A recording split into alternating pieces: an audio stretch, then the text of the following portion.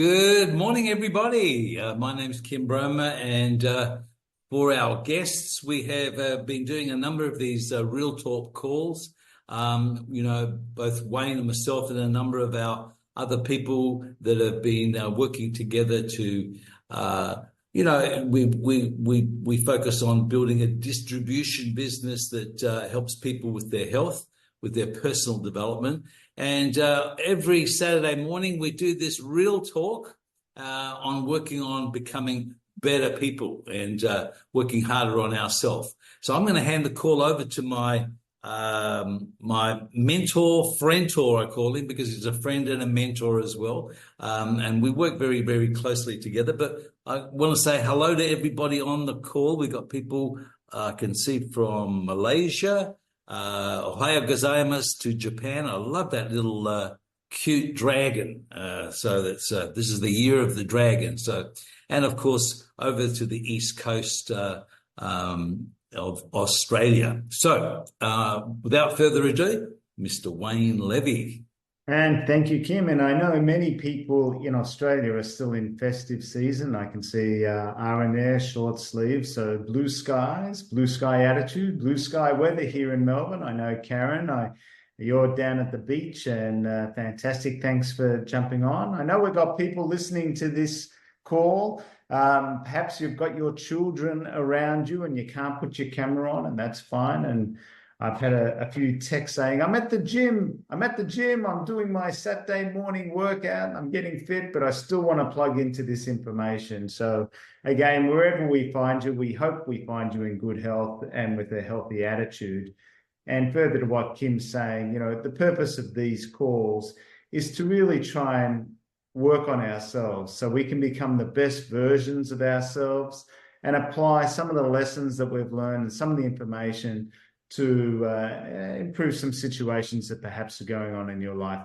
As always, I do recommend that you have pen and paper, maybe get a journal and maybe get a pen. We may say something clever, and if we do, it's probably a good idea to put it down and refer back to the information. This morning, I do want to ask you to put at the top of your page 2 S's. One is called S for silence, and the other S is for speaking. And it's really interesting because I find that sometimes myself personally, am I saying the right thing? Am I speaking too much? Is it a time to be quiet? Is it a time to speak up? Is it time just to listen? And to me, it's always a little bit of a juggling act. Sometimes we're out there and there's some emotions running through us and it's on the tip of our tongue to say something. And I always have to say, well, the good Lord gave us 2 ears and 1 mouth. And, got to make sure we listen first. Really listen and be silent before we speak. And then choose our words really carefully about what we're going to say. And, this morning, I just want to cover a few points. And Kim, I'm going to bounce a few things off you. And as always, if you've got something to add to our real talk, love to hear from you. But, there's a few little points that we can learn from. Maybe there's a few little techniques about how to learn to be silent, why to be silent, and maybe when is a good time to speak about something.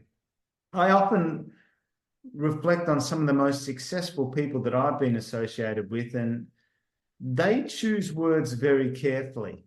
There's some people only say things when it's time to talk, when it's necessary to say, and sometimes some people just choose to be quiet and don't offer an opinion or input into something that they're listening to.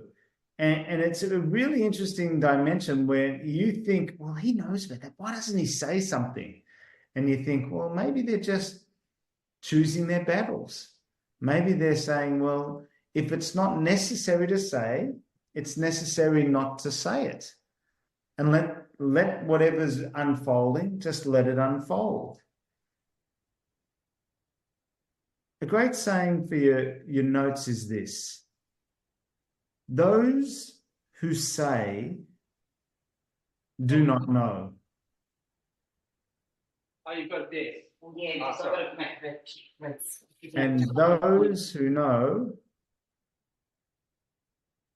do not say. So if you know about something and you're listening to something, the question you've got in your mind is, it is a good time to be silent, even though you know the answer, or is it a good time to speak up and say, well, I'll give them the answer? And it's kind of an interesting thing, because sometimes when you come across as a know-it-all, people look at you in a little bit of a different way. Oh, don't you know who I am? Don't you know that that's something silly? Don't you know this is the real answer? Maybe I'll just be quiet and let them have their own opinion about what's going on, because I really know the truth. I really know what's going on, and let people discover through their own journey of the outcome that they need to get to. Does that make sense to a lot of people? Hopefully it does. So sometimes it's really important to coexist, if you can write this down, with the universe, and let the universe allow the silence to let the outcome unfold. Remember, all the time you coexist with the universe. And one of the things that's really important is to not exercise control over everything, because, you know, you really don't know all the circumstances that are going on in people's lives. And even though you may say something, you really don't know the impact of what your words are going to be. So I just want to make sure that in a leadership role, and this is what personal development's about, is sometimes you've got to listen so you understand a little bit more of what the person is saying. Quite often, many of us, and I'm pointing at myself, are often thinking about what to say in response to someone while they're actually talking to you. And it's a really bad habit to say, I'm not even going to let you finish. You're saying in your mind, I already know the answer to what you're going to say, so let me just interrupt you and let me just tell you what to do. Sometimes you have to understand where a person's at, and this is what I call thin slicing. So in speaking and in being in silence, it's really important to really ask yourself, what are they truly saying? What am I actually listening to? Someone says, I can't do this. Are they saying they physically can't do it, or are they saying they're scared about doing it? Are they saying they can't do it because they'll suffer an anxiety attack, or they can't do it because their ego won't let them do it? They can't do it because they've tried it before. So sometimes in speaking, and Kim, I'm going to go to you in one second here, it's really important to be asking questions to clarify an understanding of how you're meant to respond. Okay, in the world that we live in, so many emotions are up in the air, so many balls are being thrown everywhere, and people often hide behind a cloak, a facade, a protection barrier, a sheet of armor that says, I'm not going to tell someone the real truth about how I feel because my ego will get bruised. I'm not really going to tell anyone of my true situation because it's private, my true financial situation, my true social. So I'll tell them something that they want to hear. Now, as leaders, what you've got to do is kind of listen and then filter what is real and what is the truth, and then maybe ask a few questions to thin slice the emotions of it all so you can respond in a way that helps someone get to where they want to go. And I find that being silent in conversation sometimes is your best asset. Let someone continue talking. Let them tell you as much as they want to tell you. And the more they tell you, the more that they know that you're paying attention and listening. And in this point, I do want to say this, that when someone is talking to you, even if you've already calculated in your mind the answer, the minute you start doing this and not really paying attention and are being distracted by going to your mobile phone or not offering good eye contact, that sends an incredible message to really how much you genuinely, sincerely care about the person who's in front of you. So, Kim, choosing words is really important. I know I'm guilty of it. Sometimes I think in advance. How are you finding it when you communicate with people? With all the information and knowledge you know about everything, do you sometimes find that you override the conversation? Yeah, it's you actually have to become aware of yourself because a lot of the times that's what I'm doing. I'm thinking about what I'm going to say next. I'm not even listening to the person. You're quite right. Most of us are doing that. And then sitting back and really listening to somebody is not an easy exercise. You actually need to, it's one of those things that you actually have to think about. Okay, I'm not gonna talk. I'm just gonna listen. I'm really gonna find out, and then ask good questions. And when they give a statement of something that you may not agree or the answer, it's better to say, and then what? And then they actually have to start thinking about, and then what? I mean, so it actually creates them to really bring out the real answer, the real, and most people, even in, sales situation or when, somebody's looking, they won't tell you what their real reason is for not wanting to do something, and most of the time it's money, but people don't say, I can't do this because of the money. They'll make some excuse. They're always looking for that excuse. So you really need to become it's one of those things that you have to do. And I found even myself yesterday in a situation where people today, especially, this person wasn't young, but young people don't want to talk. They actually want to text each other. And sometimes texts are very short and don't really have the real meaning. This person was saying to me, well, I don't understand metrics. I'm still a feet and inches, person. And I was too quick. I went, well, that's what Google's for. And that upset the person by just being so blunt, So we just got to be very careful of what, I should have just left it. I just should have just said nothing. And just to that point, I want everyone to write this down because I come across this all the time. I hope I'm not guilty of it too often, that sarcasm is the weakest form of humor.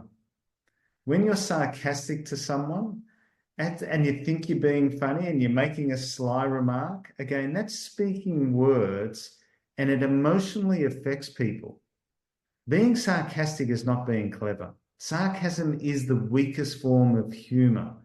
And, it's quite easy to deflect what someone's actually trying to say to you. They're trying to articulate. You have to understand they're protecting themselves and they're trying to say something, and you cut them down with some kind of sly remark or a sarcastic comment.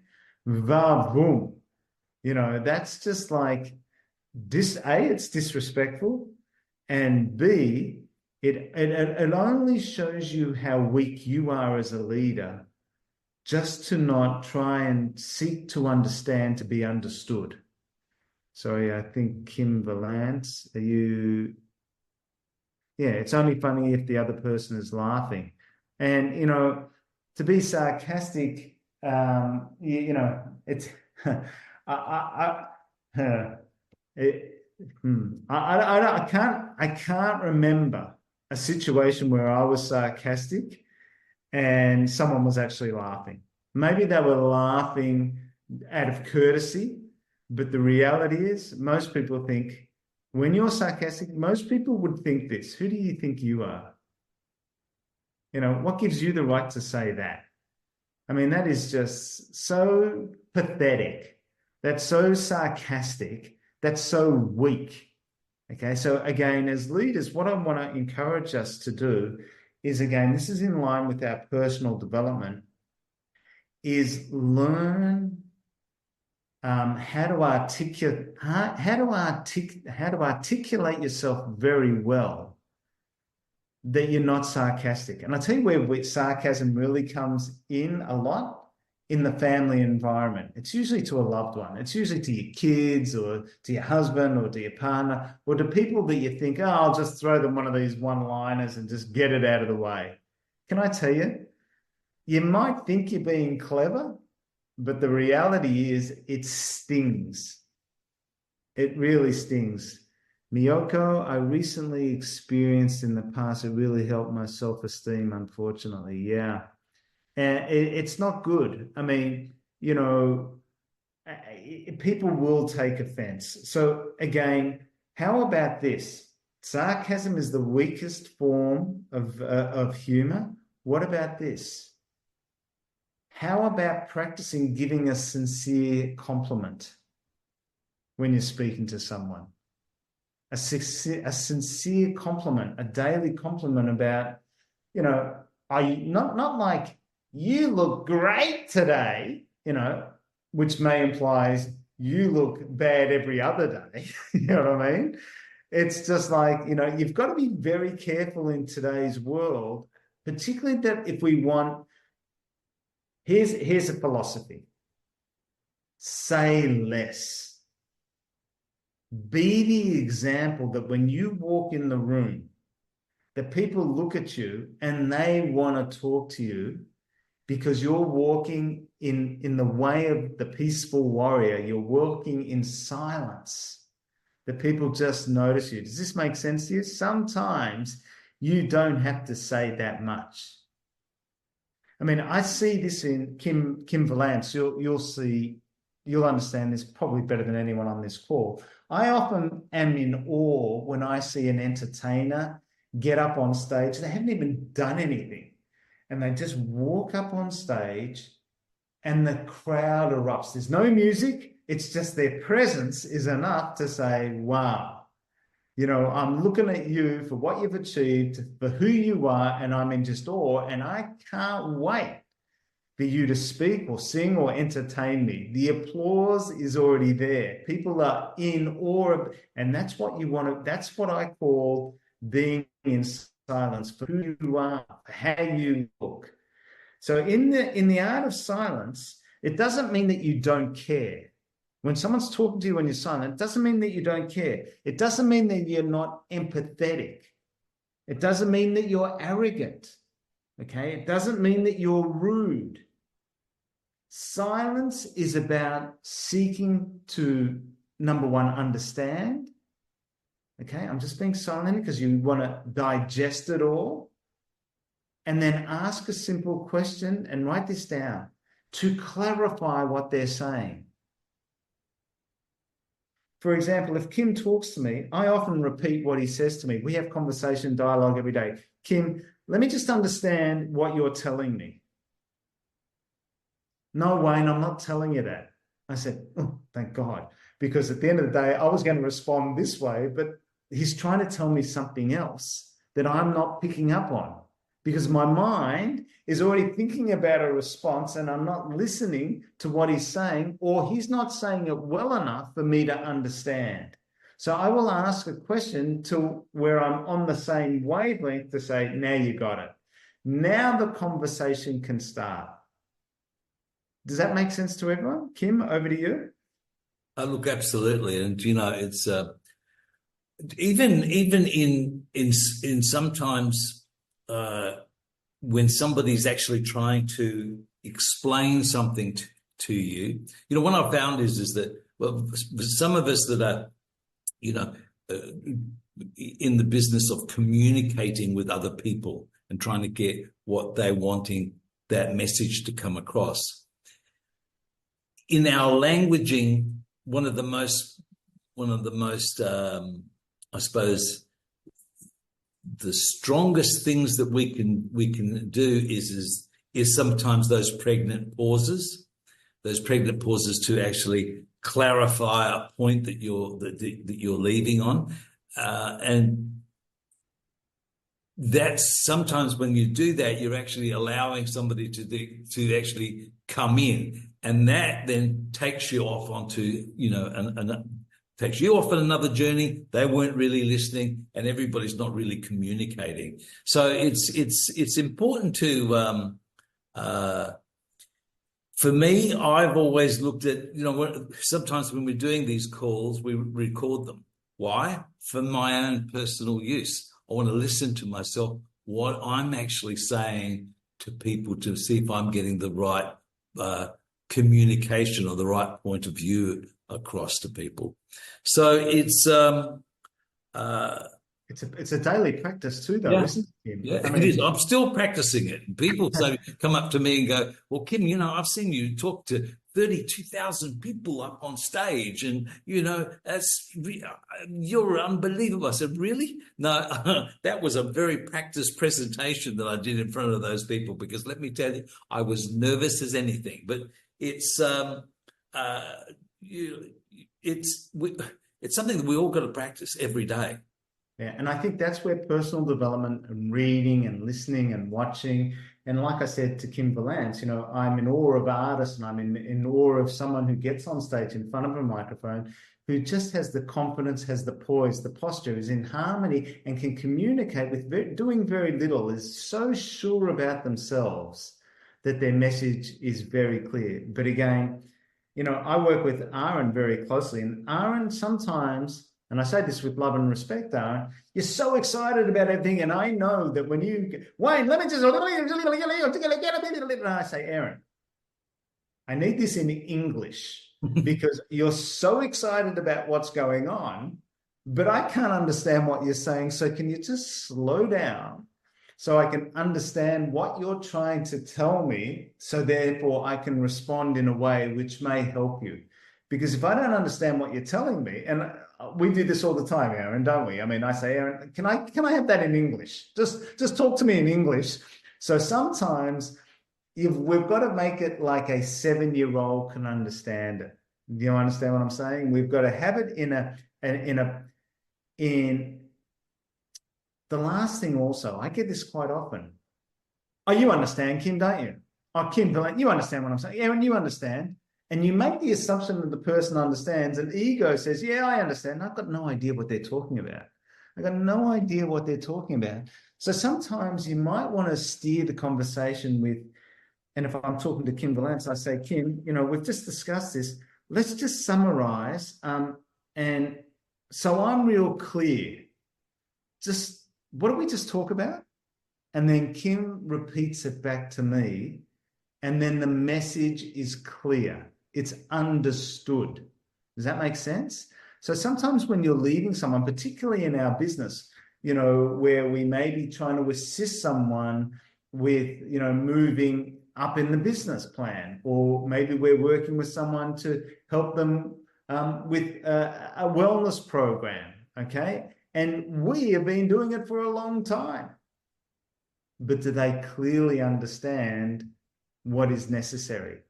Well, another thing is too, in speaking, is it's really, really important. Sometimes, and I've got one strong mentor, every time he talks to me, and I do this with Kim, I actually read from notes. I actually write down what I want to say to him so I don't forget. And I can articulate, good, I've covered that, I've covered that, I've covered that.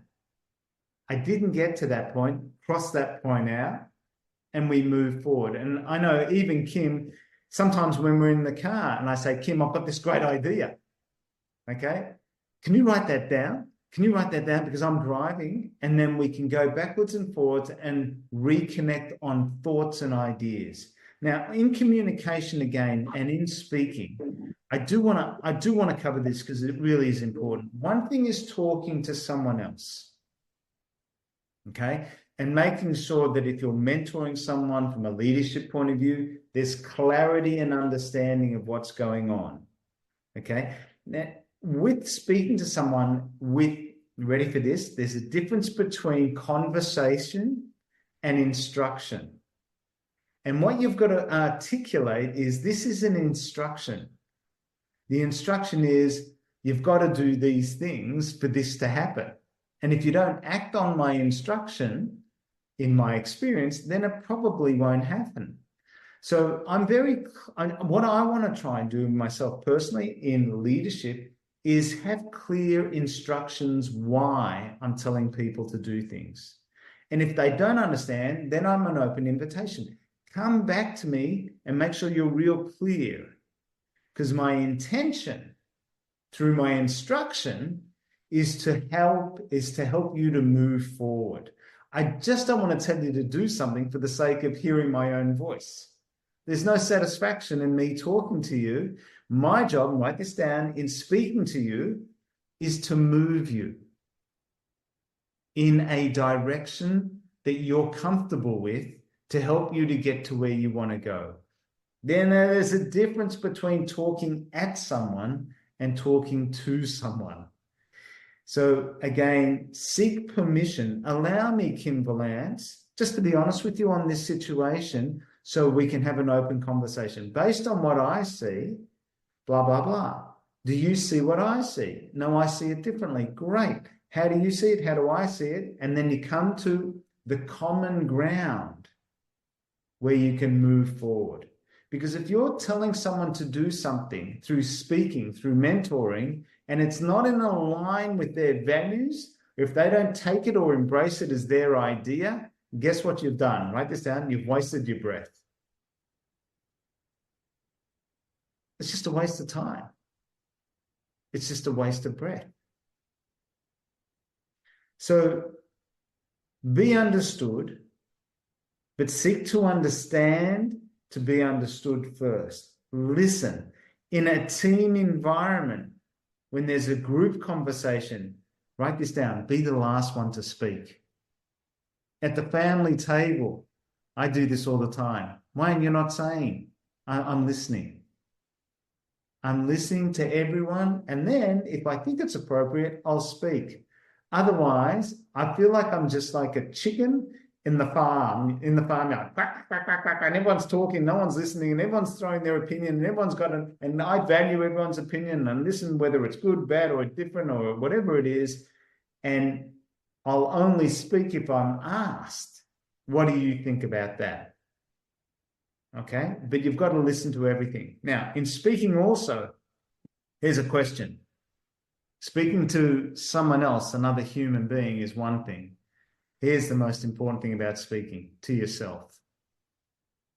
How are you speaking to yourself on a daily basis? Oh my goodness. How many times are you your own self-critic? Beating yourself? Why do you need someone else to tell you about life when you're telling yourself time and time again? I mean, for me personally, again, I wake up and I give myself the pinch test. I reach down around my belly and I go, how much can I fit in my hand today? Well, I give myself a little bit of a pinch test, and I go, well, I'm talking to myself. It's got to be shakes. I've got to be very conscious today, and you talk to yourself every single day. So self-talk is really an important part of everyone's day. And I've had a hard talk to myself, says Con, hang on, I need to see some of these. If people could hear me, they'd call me a madman. Yeah, like I said, we're our own, best self-critics. And sometimes, here's a question here. And I do want to go around the grounds. Kim Valance, I'm going to go to you because your camera's on. I'm not picking on you. It's only because I can see you. Then I can go to Karen. How often on a daily basis, seriously, do you beat yourself up or give yourself a compliment, just with your own thoughts? I'm possibly not the best person to choose for this because I'm conscious of the fact that every cell of our bodies hear everything that we're saying to ourselves. So I'm possibly not the best person. So if I do find myself beating myself up with something or about something, I have a referee that comes in. Yeah, perfect. perfect. And so I sort of talk to that person because, there's no point in beating yourself up about things, especially if they've happened in the past, and I just think everything is an opportunity to learn. So if you've learned from that experience, rather than beat yourself up with it, just look on the positive side of it and walk through it. Yeah. So the reality is you still get that negative self-talk because that's human, but being alive, it seeps in, and then I'm sort of resisting it. So I sort of find myself, sort of pushing that away. It's like I guess, if an inflated balloon comes towards you, and you just sort of you just kind of tap it away. So I have that vision. I have that visionary that I do. Fantastic. And that's a great technique. Kim Bromer? It's a natural thing. It's actually part, we were talking about this yesterday. It's our brain has one job, is to keep us alive. So it's always seeking danger. It's always seeking the threat, the terror, the harm, to keep us alive. But today, there's no saber-toothed tigers out there wanting to come and eat us. So we start to look at only the things that, that are the negative. And, it's great, Kim, that you've got somebody that actually comes in. It's that other little mind, that goes, no, that's not what, and stops you. That's that, stand guard at the door of your mind so that you're not just listening to that bad information. I remember Jim Rohn saying, it's sort of like you got an angel up here and you got a devil, up here, and they're both talking to you. Sometimes they're up in a cloud and they're going, oh, look at that, Kim's doing really great. He's going to make it there. And then the devil goes, no. You watch, I'm going to put something in front of him, and he's going to, and sometimes you've got to go say, leave me alone, guys. I mean, just leave me alone. And can I just add, Wayne, there's also, if you have done something that is not right, there's an accountability in that, and you have to address that. You can't just go, I'll just push it away. You can't do that. You've got to, be responsible for what's happened and step up and take responsibility. Yeah. So. Yeah. And I think that, again, that's personal development. I think if you do make a mistake and trip yourself up, I mean, that's being human, that's part of life. Dust it off, learn from it, apologize for it, but get on with it again and don't dwell in the past. I mean, at the end of the day, we had a call the other day with a lawyer, and the reason we spoke to the lawyer is trying to understand the mental psyche of a lot of the clients that he was dealing with, which were repeat offenders of certain offenses. And, they knocked on our door and said, from a personal development point of view, I'm not sure how to work with these people. And I said, look, there's inspiration and there's desperation. There's ways in which the mind and how you talk to yourself and how you act, you can be inspired to say, I've got to get on with my life and do this. No, this is the easy way out. I'm going to do this. I'm going to be desperate enough to do this. So self-talk for all of us is a daily part of our life. And, as I ask you to give other people compliments, I think you've got to compliment yourself on a daily basis as well, for who you are, for what you've done, and living in that field of gratitude for what you've got and for how you are. Or write this down, you are appreciated. People just don't know how to tell you how much you're appreciated, particularly in social media and particularly in the world and particularly in the universe. I want everyone to write this down, is you're being watched. Okay, and you're being watched for your thoughts as well. Your thoughts matter. Okay, and there's a thing in life called fate, F-A-T-E, and that stands for from all thoughts everywhere, from all self-talk creates your fate, creates the fabric on your soul, which works on your conscious, which works on your subconscious. So again, I want to come back to communicating with other human beings, because talking about yourself or talking to yourself or listening to your own inner dialogue is a whole separate conversation. One thing I do want us to be very much aware of, and this could be a practice for today, it can be a practice for the next 48 hours. When you're speaking to someone, this is what I do. is I listen for the word I. How many times when you're talking to someone and they go, oh, I was once, I remember that. Oh, I had that too. Oh, this is what I did. And I'm thinking to myself, you keep talking about yourself one more time. My mind says, I am so not interested in your I story anymore. It is the most infuriating, narcissistic thing. I can't stand it, but it's out there. Kim, you're laughing, Kim, but is it true? Yeah, absolutely. Let's Which go to Kim are you both talking Kims to? here. Yeah. I'm going to go to Kim Valance first because she started giggling first. How often do you hear the I? Yes, there's lots of eyes. Eyes are everywhere, but I find it interesting. You might start a conversation about something, and then the person will straight away, oh yeah, and I think sometimes it's their own like their own stuff comes up because of what you brought to them. So then, it just the conversation reverses. And then it doesn't matter how many times you try to redirect, it keeps going back. So Yeah. it's very interesting. And it is interesting. It tells you a lot about that person. Are they interesting or interested? At the end of the day, for example, Wayne Levy just recently had shoulder surgery. Oh, my shoulder. Oh, yeah, I had that once. Well, I'm not talking about you. I'm talking about my arm for 1 minute. Can I just finish what I'm talking about before they deflect and want to write this down, guys, the spotlight off you and put it onto them. And what that tells me is fear and insecurity. Okay. And it wants them to be validated around you. Okay. They're looking at you as being someone who's maybe secure about who you are. And the person who keeps saying I and deflects, Kim, is the person who's saying, shit, I got to get in on this conversation. They got to know about me. That I got to feel good about myself. Hang on, let me just pop up my chest and tell them about my experience and when I did this and when I had that and when I went to that restaurant and 3 bags full and hallelujah and look at me. And I'm thinking, I'm not even actually interested. Yeah, okay, well, look at you. It tells you a lot about the individual. So be very conscious, guys, on 2 things. Number one, and I know, again, Miyoko, I think if you can unmute yourself, Miyoko, I'm not sure your English is good enough, but, you said, I was once one of those people where you just were you an I person all the time? And maybe now you're conscious of talking about yourself the whole time. Is that what you wanted to say?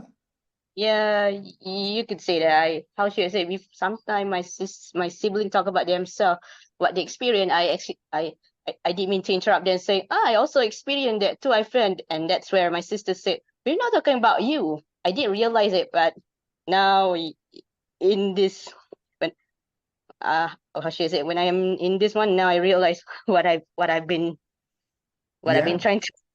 Yeah. And the beautiful thing about you, Yeah. is this is called personal development. And often you'll be in a situation with, again, family members or people that you're working with, and they don't see it that they're doing it. And they do it over and over and over and over again. And all you're saying is, well, here they go again. I'll just sit back and, let them take over and they'll just talk about themselves. So you've got to recognize the insecurities and the fears and the reason why people need to justify their existence on planet Earth is the one who just keeps talking about. There is an underlying current to the person who keeps talking I the whole time. Kim Bromer? Yes, sorry. I was just going back to another point before when you were talking about, talking to yourself. Remember Joseph McClellan III? He actually gave us a little hint to do every morning and every night before we go to bed. Is that every morning, first thing you should do is you get out of bed, you go to the bathroom, look in the mirror, and you go, you are just simply the best, and just let yourself know that you are simply the best, and also before you go to bed at night, if you do that, because most of us do put some of that negativity and stuff on ourselves. And it's important to work harder on yourself there. Yeah, it's kind of interesting. So I just want to, in closing this morning's call, just share with you a little technique that I've learned that helps me, because one thing is knowing this information. How do you, find an action plan to get a little bit better? I know some people get the elastic bands, and when they do snap, and maybe Kim Valance has now got this, balloon thing that she's just, got. But here's something that's really, really important. Being in silence on a daily basis is really, really important for us all. Everyone needs to find space, particularly in today's world, to park the world away from ourselves and find our quiet room. Now, I don't know what that room is for you in your busy life, because to find silence anywhere on planet Earth is really, really difficult. Obviously, we can turn our phones off, we can turn off the social media, we can turn off the TV, we don't have to read the newspapers, but, really nature offers the best form of silence, because nature is pure, it's true. And one of the techniques that I want to share with you is I studied walking meditation through nature. And a lot of us go for our walk and, we get away from things. Sometimes people walk with headphones on and they're listening to blogs or positive music or, certain vibrational music. One of the things that picks up a lot of the messages of nature, believe it or not, are our eyes. And a lot of us are walking through life and we're not really appreciating color anymore. Today and let's say this weekend, when you go for a walk, I want you to notice color like you've never noticed it before. Notice how it affects you. If you see a green tree, actually look at the greenness of the tree. If you see a flower that's of a different purple, because the flowers are blooming now, stop and look at the color and notice what that color does to your energy level. It changes who you are. Nature has a way of getting in you if you would allow it. Don't walk by things anymore. Notice things more. Notice what people are saying. Notice what nature's telling you. Let's not deaden our senses to what's around us. Reciprocity is a word that says you have to be open to receive everything. When you're open to receive everything, you are also vulnerable to what's going on around you. So be open to receive nature, but stand guard to the conversations of the people that are walking behind you, or stand guard to, I'm not going to put on my headphones. I'm just going to listen to those bird sounds, and I'm going to look with my eyes and focus in on the color of that tree or the color of that flower, or, even the car that drives past, and I'm like, no, notice the color. Color is an incredible thing that we've got the gift of letting it get into us. It changes. Remember that saying? It can change the color of your day. You know what I mean? So let color get in. Work in that space, guys. It's part of, I think, being in touch with what's around us. It'll make you more appreciate the cellular vibration of other people when you're vibrating yourself at a higher level. Okay? You'll be able to sense things, feel things, hear things, understand things a little bit different.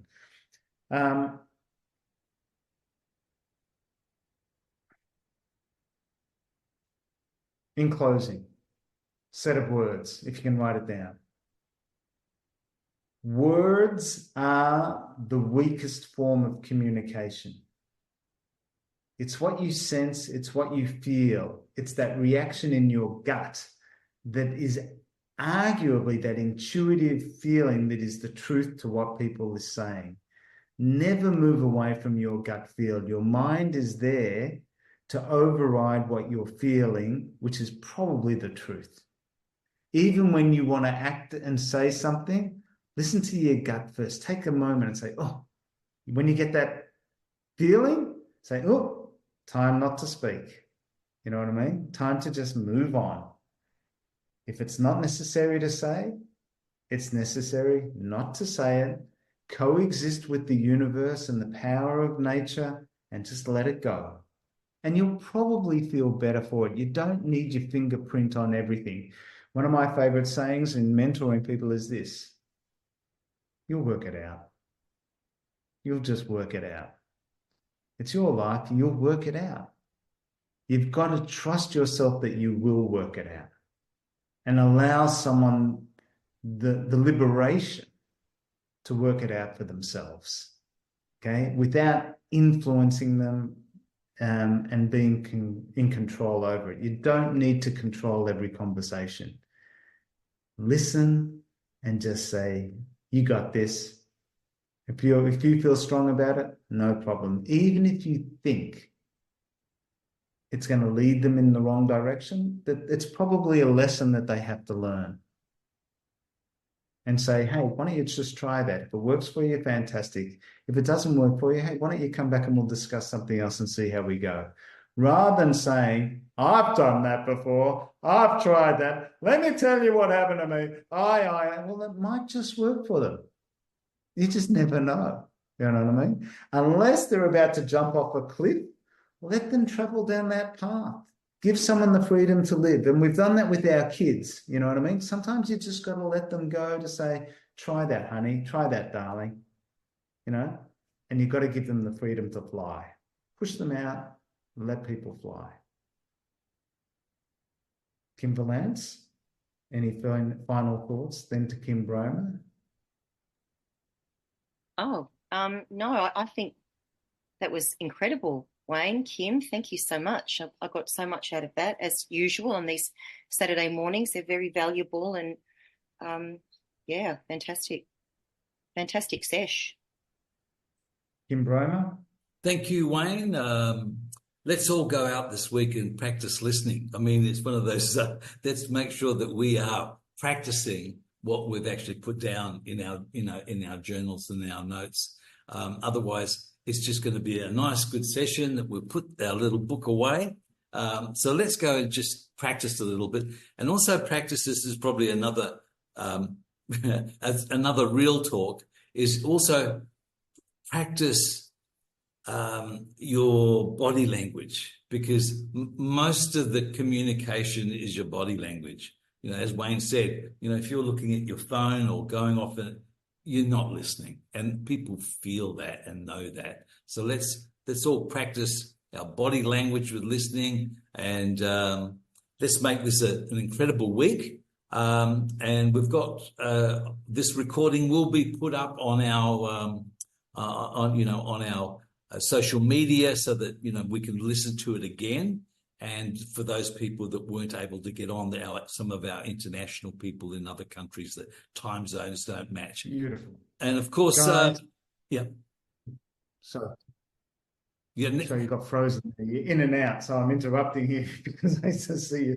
Sorry, sorry about that. And just remember, next week we've got a number of other calls that we've got. Let's just focus on, achieving all our goals in this coming year, because we're just getting started. So thank you very much, Wayne, and I'm just going to stop the recording now.